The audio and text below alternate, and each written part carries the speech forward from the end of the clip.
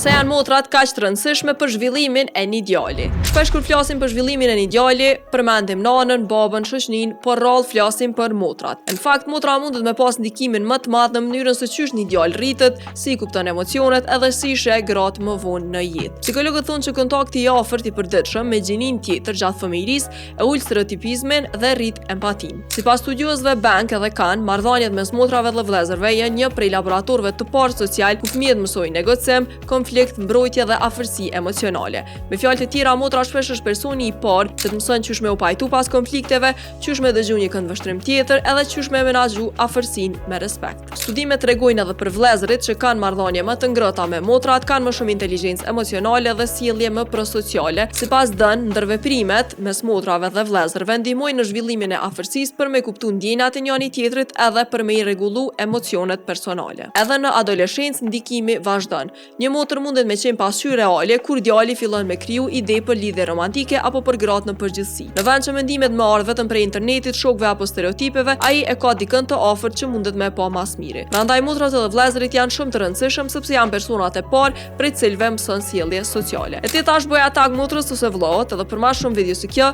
subscribe bëni në YouTube edhe në krejt platformat e tjera.